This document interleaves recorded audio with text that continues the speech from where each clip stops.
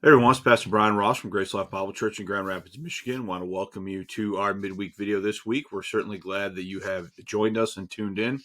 Appreciate you doing that. I want to welcome you to our YouTube channel here. If you haven't already done so, if you consider subscribing and ringing the alarm bell as a way of staying current with the ministry, we go live from the Assembly Building on Sunday mornings, as well as when we create content for you here midweek. We would certainly appreciate that. Featured book this week is, again, my book, Don't Pass Over Easter, a new defense of Easter in Acts 12:4. This book deals with the controversial reading of Easter in Acts 12:4, and it is ultimately defending the reading, but it offers a little bit of a different take than maybe what some people have traditionally or historically argued when it comes to that issue. So if you would consider picking up a copy of that book as a way of supporting the ministry, we would certainly appreciate that.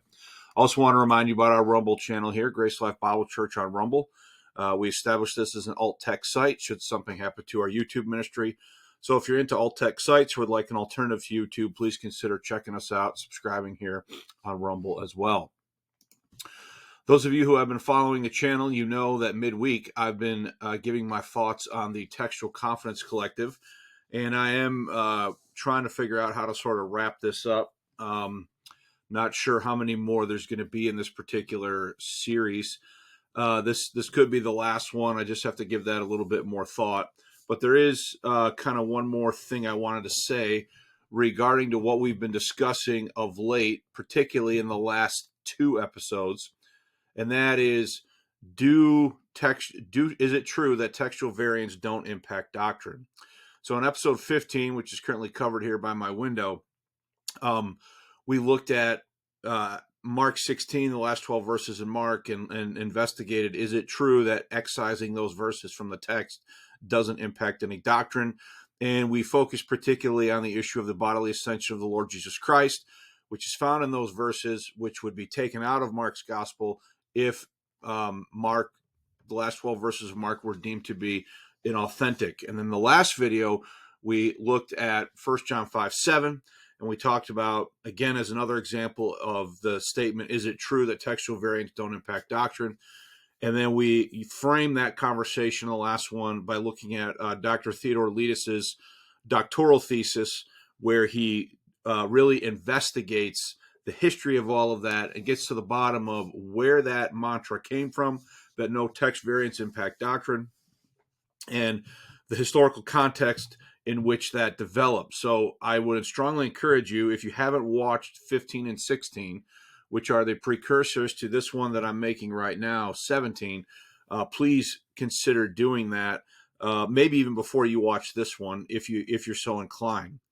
So we've been responding in this series to the Textual Confidence Collective. This is a series of podcasts, YouTube videos that were produced last summer in 2022.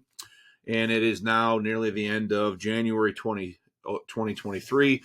But I have just elected to kind of take these things slowly, offer my thoughts. When these videos first came out, I was in the middle of a different series related to why grammar matters in Bible study. And so I didn't want to lay that aside. I finished that before I started this. So we've been working on this now throughout the fall and now early winter. And so we'll be done with giving my thoughts on this particular thing shortly. Okay. And more recently, we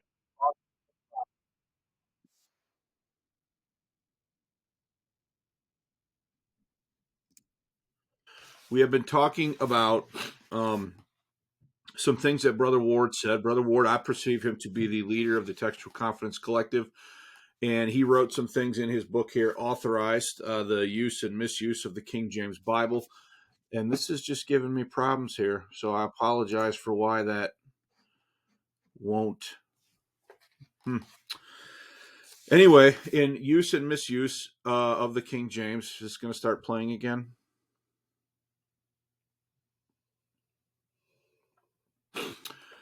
Brother Ward gives, he cites the work of Dr. Randy Leedy, and here is Dr. Randy Leedy's essay. You can find this on Logos, and I don't know if my internet just reset here in the middle of all this or what have you, but I had all this queued up before I started. What I normally do is I like storyboard out here what I want to cover, and then I have some short notes and so forth. I'm not using a teleprompter or anything like that. I haven't got that fancy or what have you. But anyway, we've been talking about what Brother Ward says and authorized the use and misuse of the King James Bible, particularly on pages 114 through 117, where he has a section, modern versions are based on inferior Greek and Hebrew text. And he is quoting and citing this article, this piece from Dr. Randy Leedy. And he's doing the same thing in this video right here. Should differences in biblical manuscripts scare Christians? Okay, and that you'll notice that that's basically the same title as Dr. Leedy's piece. And they basically give two reasons why. Okay, so let me just read. This is from page 114 of Authorized. First, Dr. Leedy points out that there are no Christian groups or theological persuasions that claim a particular Greek manuscript or family of manuscripts. He says we have lots of doctrinal differences within Christianity, right? But there are no Calvinist manuscript versions, Armenian manuscript versions, Pentecostal, Reformed, Presbyterian, Episcopal, Congregationalist, Egalitarian, Complementarian, Cessationist, etc. Pick up pretty much any theology book in existence, no matter its theological perspective, and it would cite biblical references without specifying which translation you should look them up. So the first reason why Christians shouldn't care is because there are no denominational, sectarian manuscripts / printed editions of the Greek text or translations. That is reason number one. And you can see that that is definitely the case here. No theological denominations claim a particular text. And then later on page 115, the second issue is, dealt with, and that is, even if we had absolutely perfect copies, the work of interpretation would still need to be done. And on page 115, Brother Ward says, quote, second, even if we had pristinely perfect and completely identical copies of the Greek New Testament with no typos whatsoever, we still have the hard work to interpret them just like we do now. Leedy observes, quote, my weaknesses as a reader expose me to far more significant misunderstandings than the manuscript differences do. So by far, the greatest problem that God must overcome in order to talk to me are within me, not within the transmission process.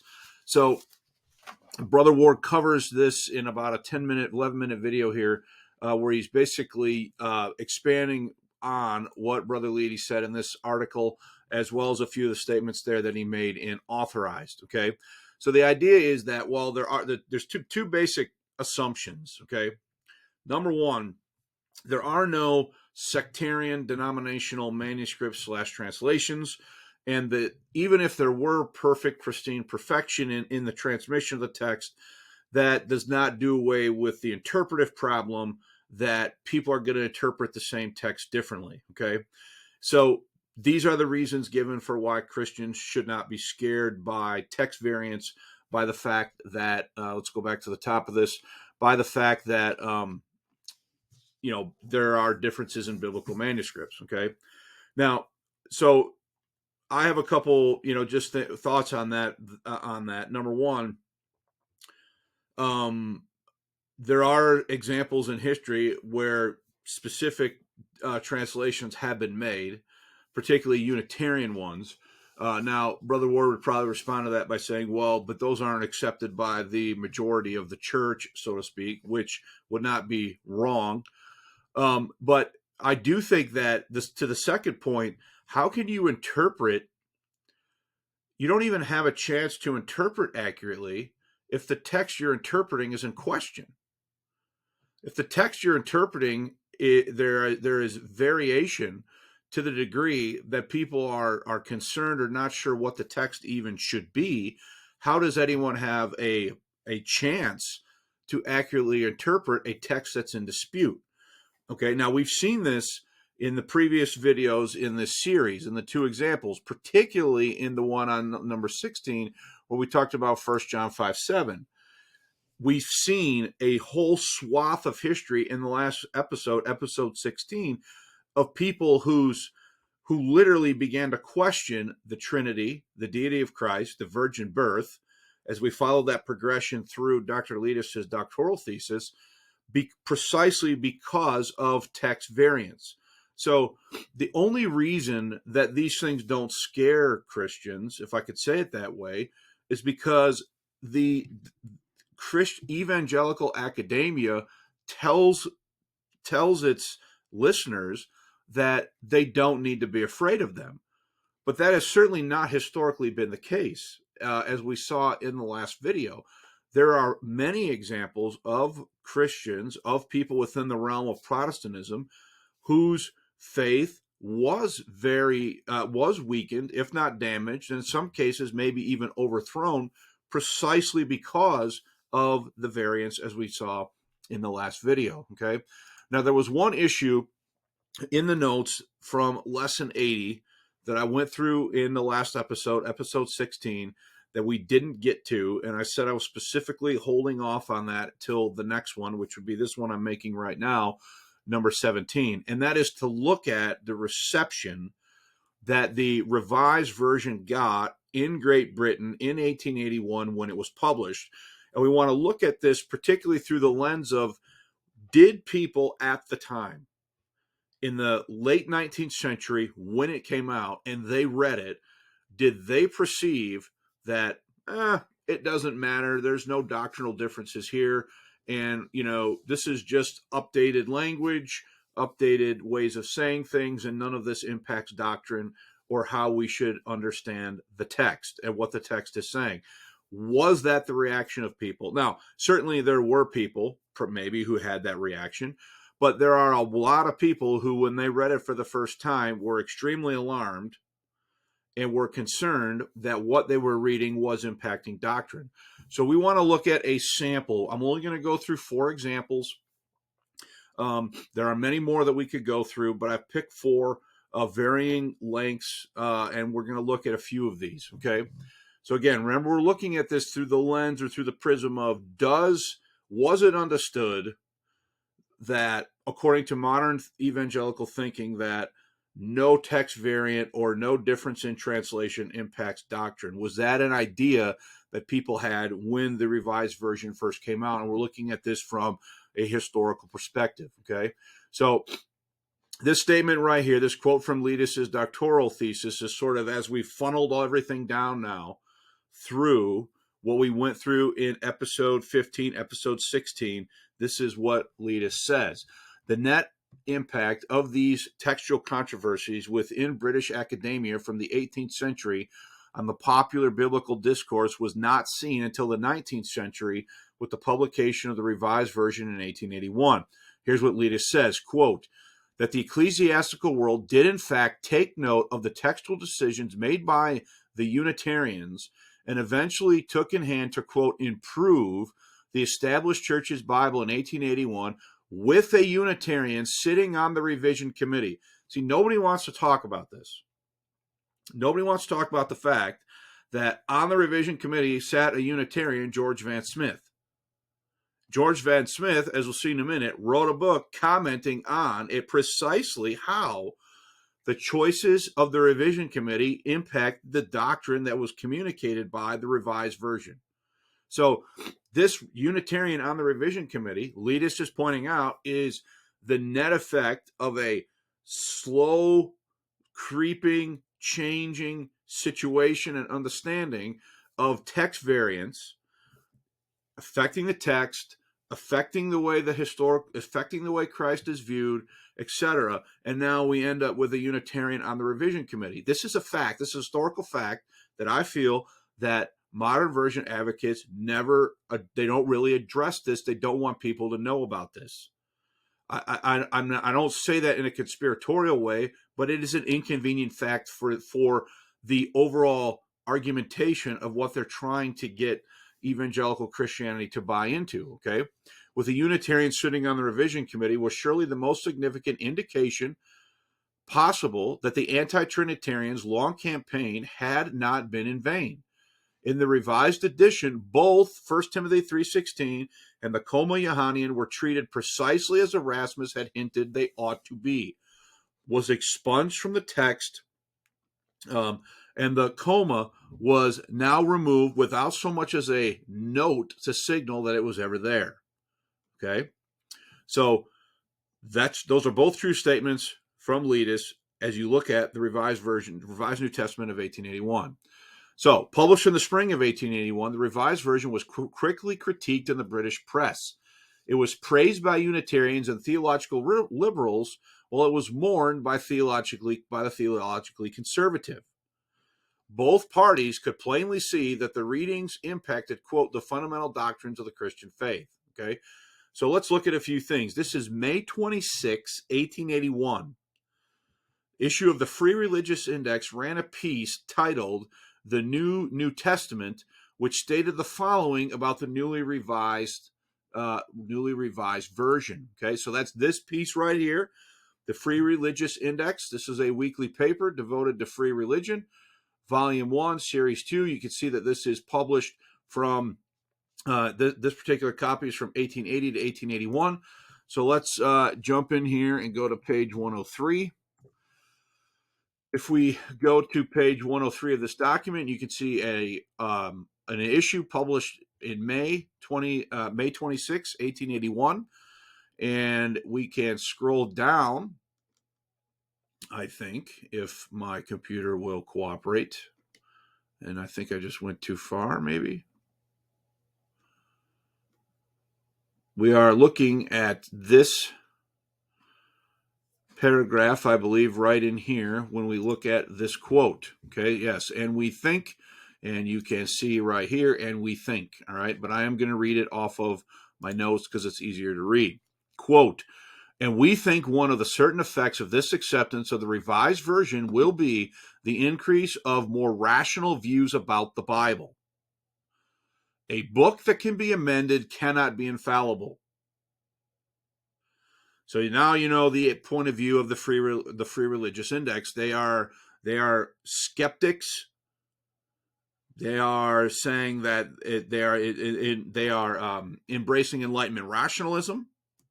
Okay, a book that can be amended cannot be infallible. Yet thousands of readers of the King James have read it in the firm belief that they were reading an infallible book. So before 1881, there were a bunch of English-speaking Christians who were, and I've covered this in a host of other videos, who believed that their English Bible that they had in front of them in the King James was infallible. The Free Religious Index is saying this, and they're saying that that's irrational, that for somebody to believe that, okay? Now, they will now begin to see that belief, at least, was a mistake. But since no claim is made that the new revising committee has been inspired, and their process of working with the instrumentalities of human scholarship is even frankly described, these readers have these readers an infallible book now. See, they're mocking Protestant belief. Have all mistakes been corrected? And these manuscripts that are talked about, on what authority do they rest? And so the question of infallibility, having been started among the readers who never raised it before, will not rest until it reached the question of original authorship. This is exactly what Leedy was arguing in his doctoral thesis, that lower criticism leads to higher criticism. Now, in the case of the collective, I'm not saying that those men are doubting the divinity, virgin birth, Trinitarian things. I'm not saying that. I'm saying, though, I'm addressing the principles, the concept that none of this impacts doctrine, and that Christians don't need to worry about the differences in biblical manuscripts because we, the Evangelical Academy, are telling them they don't need to. But there's a host of evidence that people of the day knew exactly what was going on. But see, now we're over 100, nearly 150 years removed from all of this, and people aren't aware of this history of what was said at the time. Okay, let me start this over. So the question of infallibility, having once been started among the readers who never raised it before, it may not rest until it reached the question of original authorship, and the popular theories of the Bible be reconstructed on a more rational basis. From this point of view, therefore, the Revised New Testament has a special interest for liberals. Okay? Theological liberals are rejoicing over the publication of the Revised New Testament. That the revision on points where any doctrinal change is involved favors liberal Christianity rather than Orthodox interpretation is also apparent. There is no way that observers of the Revised Version did not see and understand through the lenses of their historical context and what was going on that this was not a weakening of Orthodox Protestantism. But this is a matter of much less, moment than setting the reader's wits on the question of whether the Bible he is reading is an infallible book. Let the question once fairly get started among the plain-thinking people of Christendom in the 19th century, and the 20th century will answer it by placing the Bible on the library shelves alongside of other historical religious books classified as one of the human literatures of the world's religions. That is exactly, I would argue that that's exactly what happened. That is exactly what happened. The 20th century saw the placing of the Bible to the side, and there was an inestimable damage to the cause of Christian orthodoxy here. And these guys are saying it. Now, again, I'm not saying that the guys on the collective are not orthodox in their belief about Christ. That is not what I'm saying. I'm simply trying to historically demonstrate that the idea that is confessed here, that they shouldn't worry about these things, or that these things don't matter, or that, parallel influence, harmonization, we don't need to worry about these things because they're taught elsewhere, that idea that none of this impacted doctrine is simply not the case. Okay, let's move on to my second example. My second example is from the Dublin Review from July through October 1881. Contains an essay titled "The Revised New Testament" that is pregnant with different quotations. That is pregnant with pertinent quotations. This essay is amazing as far as what it conveys and what it has in it from the Dublin Review. So when we talk about the Dublin Review, this is what we're dealing with. The Dublin Review, you can see this is the July through October edition, and this is also dating from 1881. So I forgot to mention here on the Free Religious Index, this is published. This publication date here of May 26, 1881 is within weeks, literally weeks of the release of the RV in May 1881. This one is within months from the Dublin Review. Okay, now, if we go back to the notes, again, I'm going to read here. Let's just zero in here. Let's go to page 154. I'm going to be reading from my notes, but there's an article here on the revision of the New Testament, all right? And it is very long, and we don't have time to read all of it, but I would commend it to you, okay? Here they're talking about textual criticism and how it's a new science that has developed since 1611. I'm sure some people would. Let's go in here now. Textual criticism is a tool belonging to rationalism. The revisers have borrowed it to help them revise their Bible. They have used the tool sparingly, but they have taught others to use it who are less gentle. With a Varium Bible that was having notes of various editions and commentators, including variant readings from manuscripts or earlier editions, and good eyesight, even an ignorant man can revise his Bible for himself, and soon there will be no Bible to revise. If the first days of Protestantism private judgment fixed what Scripture meant, now textual criticism settles what Scripture says, and shortly higher criticism will reject the text and meaning alike. What has happened in Germany will happen in England. So again, Leedy is not making it up. He is simply pointing out what occurred. Okay? As we saw in the last episode. All right? Now, we don't have time. I don't have time to read all this, but you can see that, but here the vital integrity of sacred Scripture is affected. By the sole authority of textual criticism, these men have dared to vote away some 40 verses of the inspired word. And then they talk about some examples here in Mark 16. The last 12 verses of St. Mark are detached from the rest of the gospel as if ready for removal as soon as Dean Bergen dies. What have the offended verses done that textual critics should tear them from their home of centuries in the Shire of God's temple? The sole offense of many is the careless copyists of some old unsealed manuscripts skipped over them. They talk about it being a modern science, omissions of the newly revised version. They talk about the deep anxiety as to its effect upon the religious mind of England and Scotland. It cannot but give a severe shock to those who have been brought up in the strictest sect of Protestantism. Their fundamental doctrine of verbal inspiration is undermined.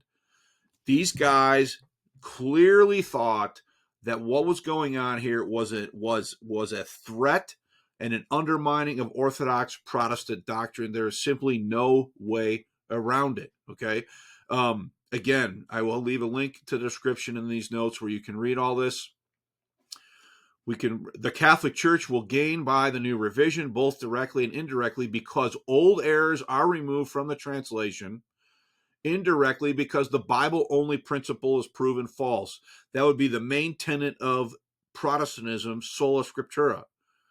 It is now at length too evident that the Scripture is powerless without the Church as the witness to its inspiration, the safeguard of its integrity, and the exponent of its meaning. And it will now be clear to all men which is the true church and the real mother to whom the Bible of right belongs.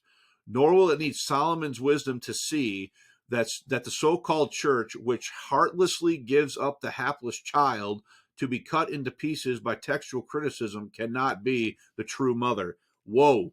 Okay. Now you tell me that these guys understand what was going on. That was what they thought.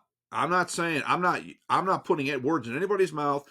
This is a lengthy article in the Dublin Review right after the revised version was released. And do these guys think that what has gone on with this version is going to undermine the Protestant principle of sola scriptura, the Bible-only principle?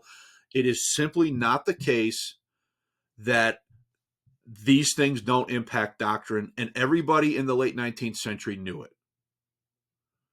They all knew it. But now we're way removed from that context, and we just believe what the Evangelical Academic Academy says. I know because I was taught this stuff when I was in Bible college. And then we have a third piece, the 1892 publication of the Bible, What It Is and Is Not, by Joseph Wood. So we'll come in here. The Bible, What It Is and Is Not, a series of Sunday evening lectures delivered at Old Meeting Church, Birmingham, by Joseph Wood. And the second edition is from 1892. All right, and we want to jump to page 59 on this one so that you can see what I'm quoting. And I'm quoting from the bottom here, this last paragraph, starting with the revised version. Okay, so we'll just read it here. The revised version is of great doctrinal significance. It tends to break down the rigidity of orthodoxy, and it justifies the liberal Christianity which we in this place hold and teach. We at any rate have every reason to be grateful for the help which the revised version gives us to a better understanding of the work of Christ and the apostles, who know the fatal force and fascination of words and have learnt to realize the immense and inconceivable mistakes which have been made by nearly all English churches through the deficiencies and mistakes of the authorized version. Welcome with deepest thankfulness the Bible which the revisers have placed in our hands, as bringing before the English reader for the first time the true sense of the inspired writers. I mean, I know maybe at this point I sort of sound like a broken record, but did these guys think that this impacted doctrine? They think it was correcting all of the centuries of error that had occurred by people reading the authorized version.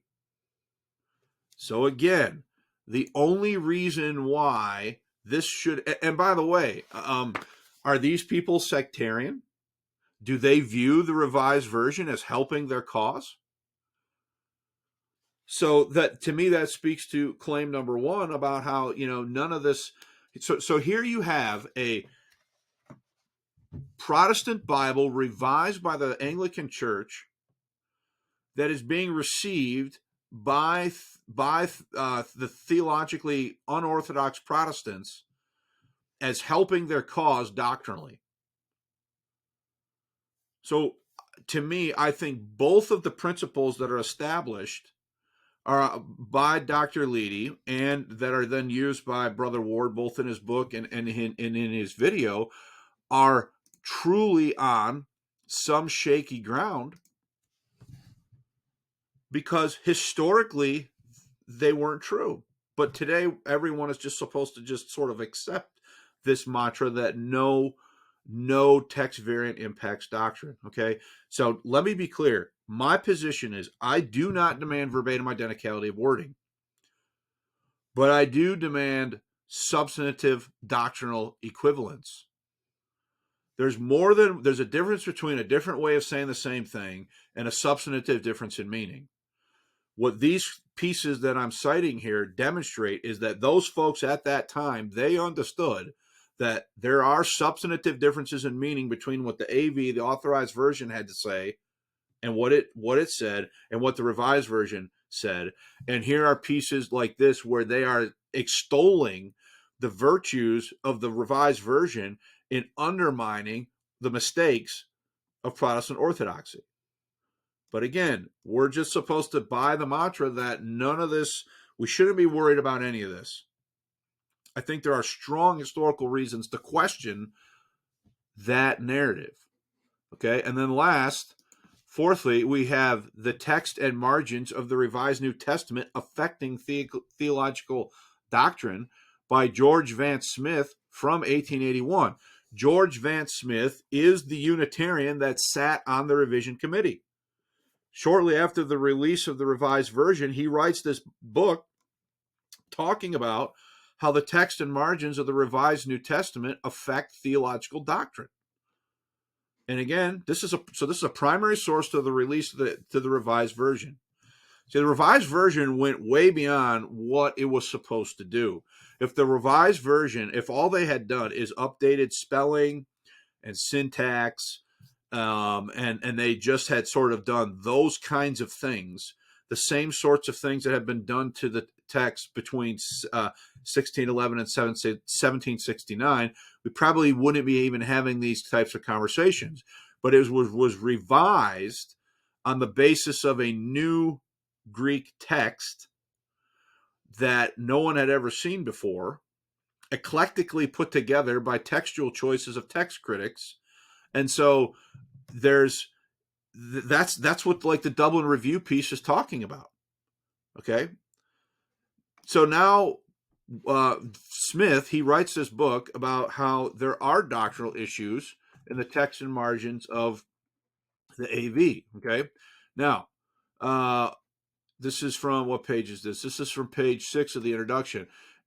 At all events, it will be seen that the changes which have been introduced in the Revised Version have in several conspicuous instances an important bearing upon theological doctrine as usually derived from the New Testament. It is the design of the present tract to point out some of these instances and to offer a few remarks in elucidation of their theological import. So now we have a book written by a Unitarian who sat on the committee, who's now writing a book saying and showing to the reader how the choices of the committee impact theological doctrine. Okay, then we can go to page 50. And look at the conclusion. So I'm not reading all this, okay? You can read this stuff on obviously your own time or what have you. Search for these things. The doctrinal results of the revision. Since the publication of the Revised New Testament, it has been frequently said that the changes of the translation which the work contains are of little importance from a doctrinal point of view. So there's the mantra, okay? In other words, that the great doctrines of popular theology remain unaffected, untouched by the result of the revision. How far this assertion is correct, the careful reader of the foregoing pages will be able to judge for himself. To the writer, any such statement appears to be the most substantial sense contrary to the facts of the case for the following reasons. And then all of the reasons are listed out, and notice they're related to the deity of Christ. They're related to doctrines, okay? The only passage in the New Testament which seemed like a statement on the doctrine of the Trinity has been removed by the revisers as spurious. The sole deity of the Father has been reaffirmed in the remarkable case in which the authorized version had singularly misrepresented the original words. So there is no doubt that George Vance Smith, who sat on the committee, is writing this book and saying, look, if you're going to say what is popularly said, that no doctrine is affected here, he is laying out and arguing to the contrary about why that is not true. So he obviously understood it from a particular point of view. Okay?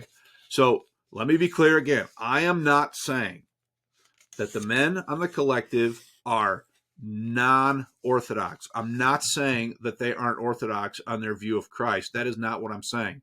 What I'm addressing here is the principle that no doctrine is impacted by text variant, and that it should not matter. You cannot interpret what is in question or doubt, or what isn't there. So I think there are serious historical reasons to doubt the mantra that no text variant impacts doctrine. I think Leedy showed that. I think these primary sources here that we're looking at from the time period of how it was received in the late 19th century demonstrate that the revised version was celebrated by the theologically liberal and it was bemoaned by the religiously conservative. And that there's other quotes that we could pull, I just didn't have time, and that is, once this happens, the Bible would be placed on the shelf. Actually, we saw that quote from Joseph. Was that one from Joseph Wood? I can't recall now. There's so many quotes swimming through my head. Or maybe that one, I think that one was from the Free Religious Index. Once the Bible is questioned as an infallible book, in the next century, it'll be placed on the shelf among all the general books of the world's religions. I would argue that to a large degree, in the English-speaking world, that exactly happened in the 20th century. So you can judge for yourself on these issues. I definitely have different thoughts about many of these things, both from a historical lens and also from just a general lens of reading my Bible, that if there are substantive differences in meaning between a King James and a modern version. So that's kind of where I'm at on this. I'm not sure if I'm going to do another video giving my thoughts on the collective. There are a few random statements that were made in the later episodes that I could spend time talking about, but I just don't know that there's enough there to justify entire episodes. So I might be done. I've got to give it some more thought. But I appreciate those of you who have listened. Hey, if you are enjoying the content on this channel, if you would consider liking the videos, leaving a comment, sharing them, sharing this channel with other people, we would certainly appreciate that. And when we look at these things, a lot of what I've said has been bringing back stuff that I've taught in my From This Generation Forever class that's just sort of been sitting there for the last number of years. And if you're interested in the details of that class, there's a couple different formats that you can take in that information through. One of them is this blog, which I need to update. I said that last week, but I haven't gotten to it. And then another one is on the church's website, the From This Generation Forever class page. I just taught lesson 191 last week, and this goes all the way back to lesson 1. If you're interested in looking at that content there.